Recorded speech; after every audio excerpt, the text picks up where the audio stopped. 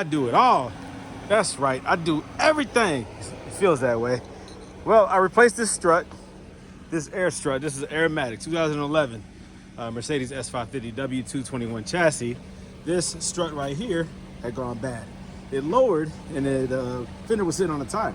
Now, when I first got the car, I noticed that this one was real low, and so I replaced that one, the passenger side. And inevitably, they always say if you replace one side, replace the other side. Well, this side lasted about 4 months and then it went out. So, yeah, if you change one, change the other. Because more than likely, they both are the original, and they both are wore out. This is what the old one looked like. And that's exactly how the previous one on the passenger side looked. This right here is wore out, just knocking. Fluid, a lot of hydraulic fluid, because this right here has a piston with fluid in it. That regulates the dampening. Now, the air part of it, it has some air cylinders and stuff and whatnot. And that right there tells it to go up and down. But the fluid is a necessity. It has to be in any strut, right? So whenever you have a strut, or they call it a coilover when there's a coil over it. See, instead of the spring, this is air controlled. So there is, from what I understand, no spring on these, but there is still hydraulic fluid for the piston. So the air controlled part of it stopped working, and also the piston itself had a leak. So fluid started to come out when I jacked it up in the air. Before, it was just sitting low, but when I jacked it up, a whole lot of fluid came out. So that let me know that that strut was compromised. So that Airmatic strut got replaced. Earlier today, I finished this coilover conversion. I installed Silver's Neomax adjustable coilovers on this SL55 R230 platform AMG. This one came all the way from Tennessee for me to do that. So I just finished up today. This one right here, the rear was way up high in the air and I couldn't figure out why. And then right now you see it's uneven, but there's a reason behind it. The rear was excessively high. I could get like my whole hand in there, crazy, on both sides. The issue was this level sensor, the arm broke. Why did it break? Because the previous owner used aftermarket level arms, like the arms that can connect to the lower control arm and the sensor. That regulates the height of the vehicle. It constantly adjusts, right? So the previous owner wanted it to sit lower. He obviously has some aftermarket wheels on here, and he wanted the whole car to sit lower, to squat. He liked the low look, and it did look good, but it actually took away from the comfort of the ride. It was a little bit more bumpy and more firm than what I preferred. But those aftermarket arms are adjustable, right? They connect to the level sensor and the lower control arm. Now, the factory ones are plastic, non-adjustable, obviously. The problem with these aftermarket ones is they have steel ball heads, right? And the ball heads that connect to the arm or the armature or the arm, whatever you call it, of the sensor, it rusts. So it seizes. Now that metal rod, the threaded rod, it begins to bind and actually bend. Instead of it being straight up and down, it bows because it no longer will flex. And so what it did is it broke at the weakest link, which happens to be the bracket for the level sensor. So the level sensor broke right here, all right? Because of that, it was in the more open position, which told the car that it was sitting too low, and so it raised up incredibly high in the rear. So the suspension 80, or was it ADS or whatever the Airmatic code is on this, came up on the dashboard. So my wife was like, I'm not driving this, because what it did is it locked out, and so the rear was all the way up and the front was low, and so it was real bumpy. It felt horrible. It almost skipped every time it hit a big dip or a bump. So that told me something was wrong. Took the rear wheel off, and I saw that that arm was broke. So I ordered another one. What I need is all the way around the factory arms. I need those arms that are non-adjustable. I don't like having aftermarket ones. It takes away from the quality of the ride. This car is about comfort. I don't want no lowrider S-Class. Not this car. This is my wife's car. I need it to drive the way it's supposed to drive. So at this point, I just zip tied it so that it was not at the full open, but rather the closed position so the rear squats low. Now, I am on an incline, so the rear is sitting lower than it really should anyways, but even when driving, it raised up a little bit, but not as high as it was. This is a temporary solution until the replacement comes in. But if you know where I can get some factory arms, I need those. I'm still searching. Not the aftermarket ones, the factory ones. All right, I did that. This car right here, the 85 500 SEC Euro spec. This car right here, I keep doing things to it. As you can see, I have the wheels. I did the center caps that protrude out so that I could tuck the wheels more, because that center hub in the front protrudes out pretty far. So I did the newer style AMG center caps that poke out, and I love it. So the car is lowered in the rear. Now, again, I'm on a decline, so the rear is squatting more than it does on flat. On flat, they're perfectly level.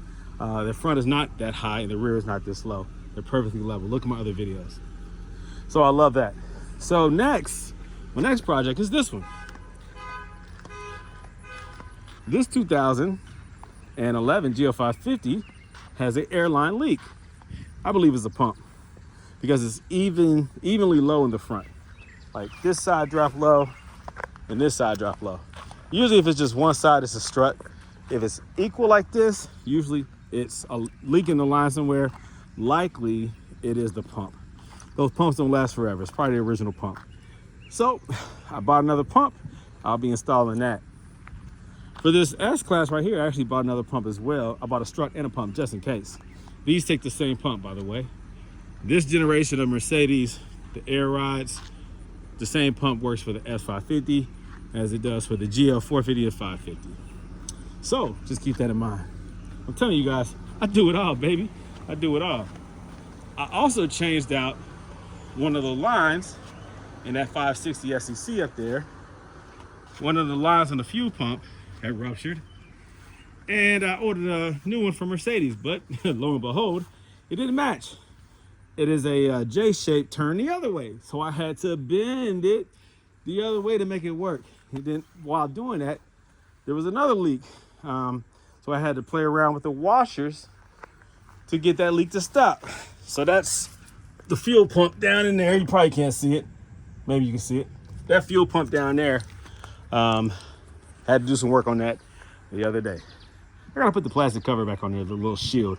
I forgot to do that. So yeah, this is back up and running, because I drove this to the gas station to get some gas.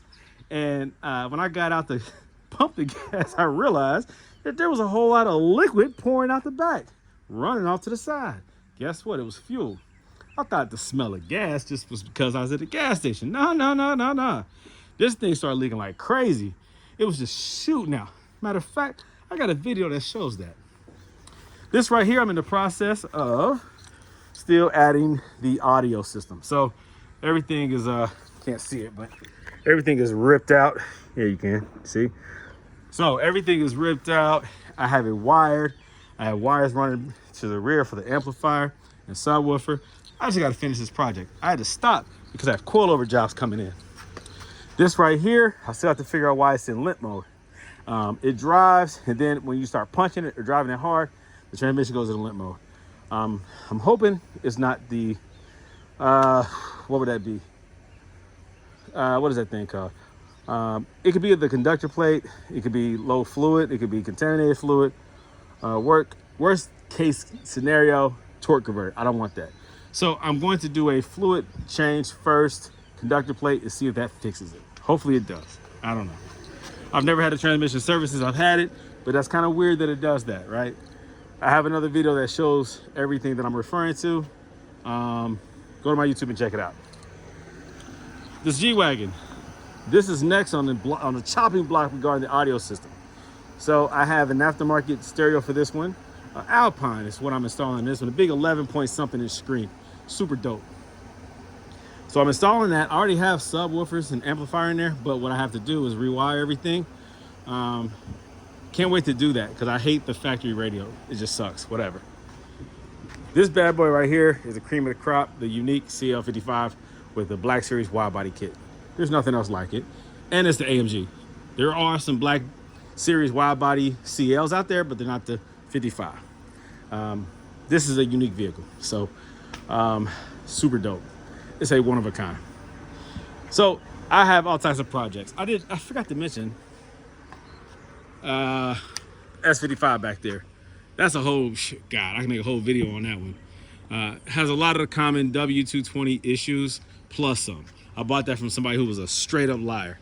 He lied about everything about his cars. He sold it to me.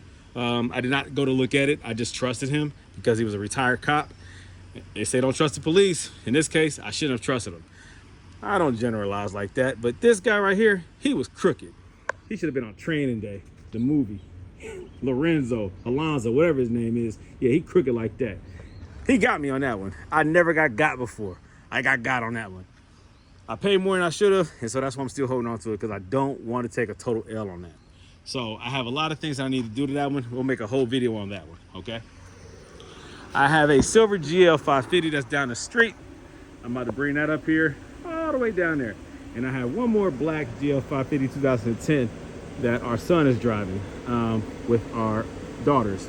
So I said leave this one behind. I'll fix this one. You can drive one of the other vehicles, and that's what he did. So he'll be very happy to know that I fixed his S550. He loves this car. He's been taking very good care of it. He babies his car. He appreciates his car. This car needs a bath, actually, but he loves this car, man. I would not have gotten this car for him. My wife and I would not have bought him this car if he was not a respectful, kind-hearted young man that plays by the rules, and he's very deserving of the best. He gives us no problems. He never has. He's always been a good kid. Love that boy to death. So he's very much so deserving of a nice, reliable vehicle. The cost I paid for this, but you can get a 2011 S550 for, it's the same cost as you buy a Honda Civic or a Toyota Camry for, used of course. And this right here is safer.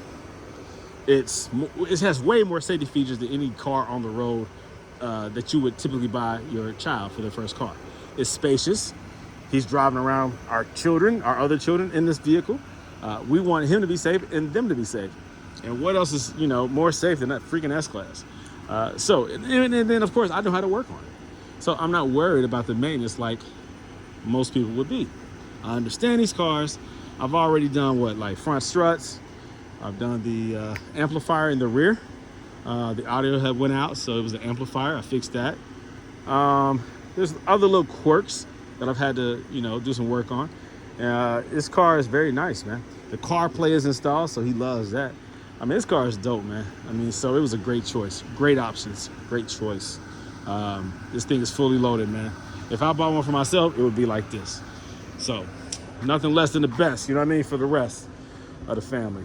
All right, so I gotta get off of here because I have to pull this out. This is done. I gotta test drive this and let the customer know that his car is ready to get picked up. It's gonna get shipped back out of here, and I got another one coming in 2 days. So the work doesn't stop. The hustle, the grind never stops. It only gets better.